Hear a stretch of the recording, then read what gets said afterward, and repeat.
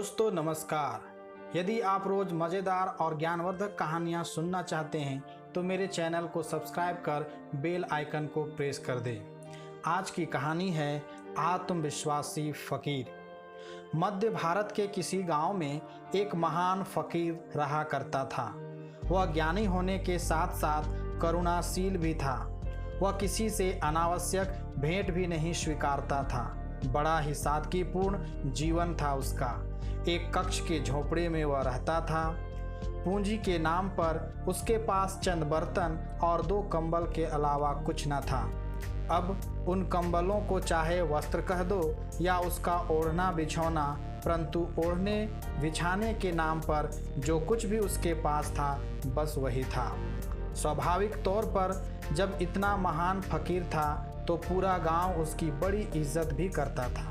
और उनकी जो बात मैं बताने जा रहा हूँ वह सर्दी के मौसम की है। बड़े कड़ाके की ठंड पड़ रही थी उन दिनों। ठंड की ऐसी ही एक रात्रि को हमेशा की तरह फकीर अपने एक कंबल ओढ़े व एक बिछाए सो रहा था। अब फकीर तो वही है जो स्वयं के भरोसे जीते हैं, सो झोपड़े के दरवाजे पर सिकड़ी वगैरह लगाने का भी सवाल नहीं उठता था। उधर उसी समय एक भूखा चोर गांव में तफरीफ पर निकल पड़ा। उसे अन्य कहीं घुसने में तो सफलता नहीं मिली, परंतु चूंकि फकीर का द्वार खुला था सो वह चोरी करने वहीं घुस गया। अंधेरे में 10-1 मिनट तक उसने पूरा झोंपड़ा टटोला, पर उसे एक छोटा भगोना व टूटे गिलास के अलावा कुछ न मिला। अब इस मौसम में ये 2 टूटे फूटे बर्तन प्राप्त करने हेतु तो उसने यह कष्ट नहीं उठाए थे, सो स्वाभाविक तौर पर वह निराश हो गया। इधर फकीर की नींद क्या, वह तो पहली आहट से ही जाग गया था, परंतु फकीर भी फकीर था। वह आंखें बंद किए ही इस तमाशे का मजा ले रहा था। उधर चोर को अंत में जब कुछ न सूझा तो उसने फकीर का ओढ़ा हुआ कंबल ही झपट लिया। कम से कम कुछ आत्मसंतोष तो मिलना चाहिए। इतनी रात को इतनी तकलीफें उठाने के बाद भी हाथ कुछ न लगे तो यह तो नाकामी हुई, और नाकामी तो नाकामी है, चोर तक को पसंद नहीं आ सकती है। सो बस कंबल मारने के आत्मसंतोष के साथ वह दरवाजे से बाहर निकलने को हुआ, लेकिन वह निकल नहीं पाया क्योंकि फकीर यह सारा तमाशा देख ही रहा था और अब उसके बीच में कूदने का वक्त भी आ ही गया था। बस उसने दरवाजे के बाहर जाते चोर को कड़क आवाज में रुकने को कहा। फकीर की रुआबदार आवाज सुन चोर के तो पांव ही जकड़ गए। इस दरमियान फकीर उठ खड़ा हुआ और उसे भीतर आने को कहा। चोर के तो भरी ठंड में पसीने छूट गए। बेचारा चुपचाप वापस अंदर आ गया। इधर चोर के चेहरे पर ऐसी घबराहट देख फकीर ने बड़ी नम्रतापूर्वक उससे माफ़ी मांगते हुए कहा, माफ़ करना भाई, तुम इतनी ठंड में इतनी दूर से आए पर मैं तुम्हारी कोई सहायता न कर सका। घर में कुछ है ही नहीं जो तुम्हें संतुष्ट कर पाऊँ, लेकिन अगली बार आना हो तो इत्तला करके आना। आसपास से मांग कर कुछ एकत्र कर लूँगा ताकि तुमको इस कदर निराशा लेकर ना जाना पड़े। उधर चोर जो पहले ही फकीर की कड़क आवाज़ सुन घबराया हुआ था, अब ऐसा हसीन प्रस्ताव सुनते ही बर्तन के साथ साथ उसके हाथ से कंबल भी छूट गया। उखला तो ऐसा गया कि बिना कुछ लिए ही भागने को हुआ।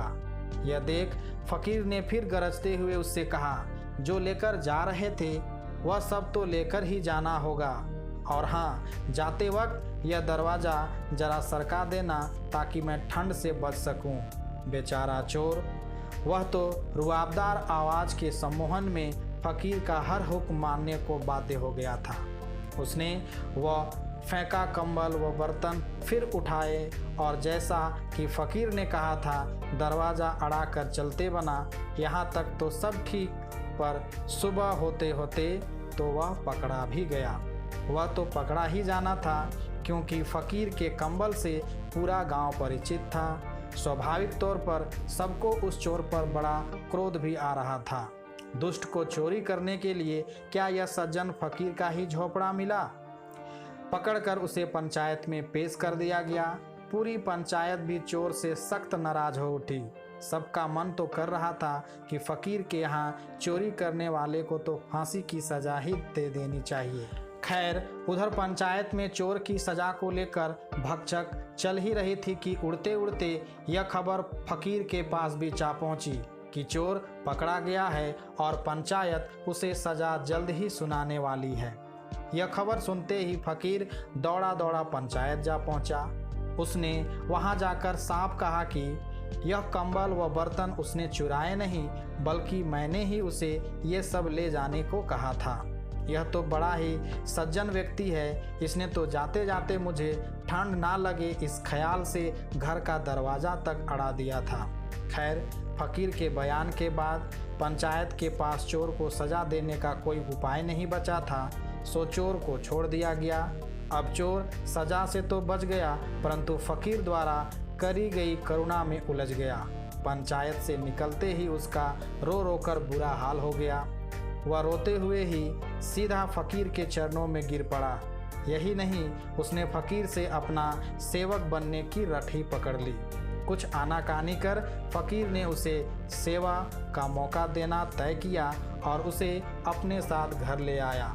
कहने की ज़रूरत नहीं है कि उस चोर के साथ साथ फकीर के कंबल व बर्तन भी घर वापस लौट आए थे। यह तो ठीक, पर घर लौटते ही फकीर उस चोर पर खूब हंसा और हंसते हुए ही बोला, देखी मेरी चाल, मेरे कंबल व बर्तन तो वापस लौट ही आए, साथ में सेवा करने हेतु एक सेवक भी ले आए।